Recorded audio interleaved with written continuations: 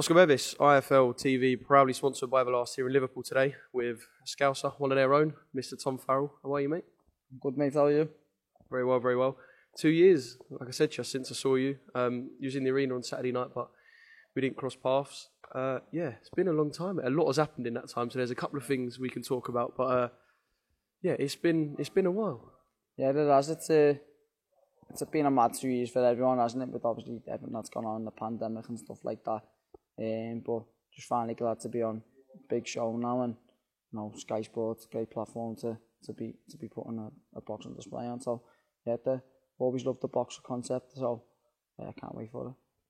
Yeah, like I said, 2 years, and that was when you fought Masha, and I remember that night you was, well, I say visibly annoyed, understandably really, because you didn't really get to fight Masha, and of course it was a loss for yourself as well. Yeah.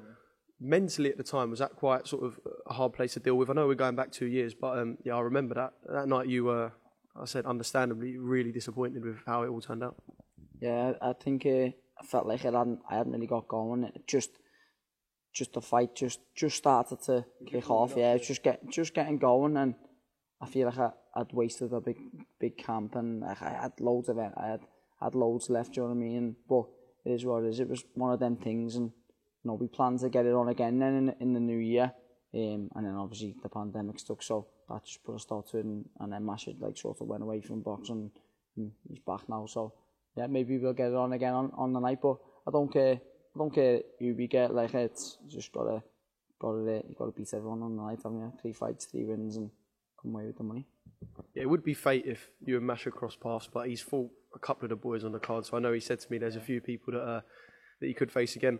You have fought twice since. You fought once. Was it literally on the verge of before the pandemic? We're talking March 2020. You got went away after that and got a victory. Yeah, 16th of March. It was literally just a 4-rounder. Steve Wood said, "Let's get you the 4-rounder, get you a win, so then that you can potentially fight for the title when we come to fighting Masha again." And that was sort of penciled in or earmarked for July, which was great. So that was the plan, and obviously it didn't come off, but. Yeah, it's that's such as life, and we've moved on, and hopefully we've seen the back of this pandemic now, and we're getting back. It was good to be in a big room full of thousands of people the other day, and it was some atmosphere at the boxing on Saturday, and I'm sure it'll be the same on the 6th of November. Oh yeah, the 6th of November is going to be rocking. You've got a couple of Scouse lads as well, so there's going to be a couple of lively mobs in there. But then I say you had 2 fights. The second fight as well, you had one sort of when boxing started kicking off again, and you had a defeat as well. So I know you've had a couple to deal with in your career, but when you have one at perhaps a level that you're above as well, and I know you'll say this yourself, I suppose that's something else that's quite hard to deal with.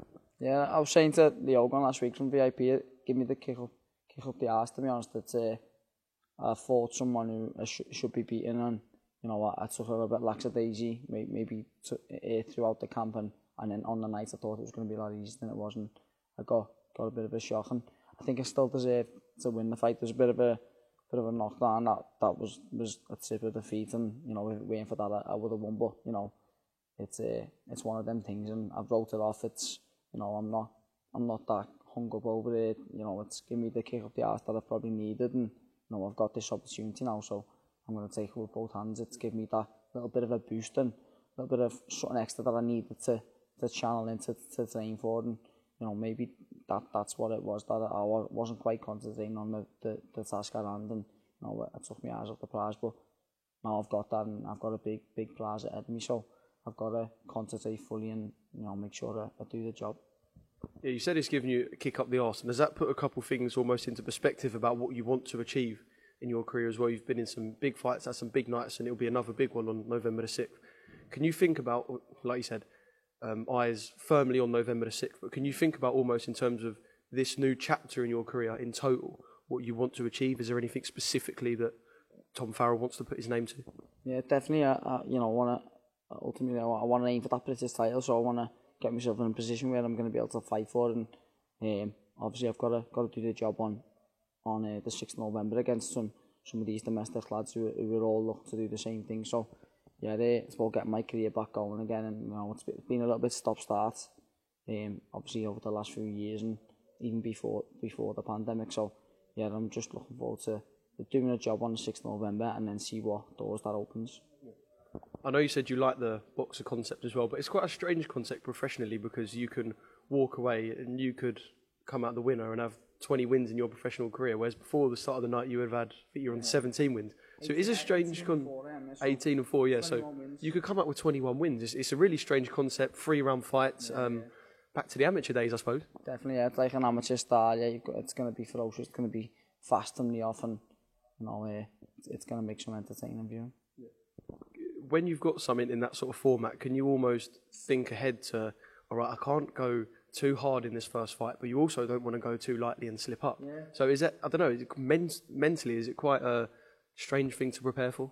Yeah, you've got to be prepared to go at it for 3 rounds of every fight. You can't afford a little slip up. You can't afford to take it easy, think about the next fight, and you might go out and, your night's over. So, yeah, you've got to leave it all in there, and it's about being in a peak physical condition so that you can do it for 9 rounds. Yeah. All right, well, I'm looking forward to seeing you back in the ring. Like I said, I hadn't seen you for 2 years, and seeing you and some of the other boys in the ring is going to be good. And yeah, can't wait. It's a really good group as well, isn't it? Yeah, just quickly, it's a really, there's a few really good names on it. Yeah, they're all good lads. Everyone brings different things to the table. And yeah, I get on with quite a few of them. Masha, get on great with Masha. We've been mates for years. Same with Nathan. We've even trained and sparred together recently. And I know Kane Gardner enough to speak to. It's a good group of lads, and they're all definitely good competitors. So that's why I've got to be switched on and got to keep training hard. And I'm looking forward to it. Yeah. All right, brilliant. Good luck on November the 6th. I'll see you that week, and maybe the 40 Gs will be coming home to yourself. Definitely, yeah. Get the pockets filled.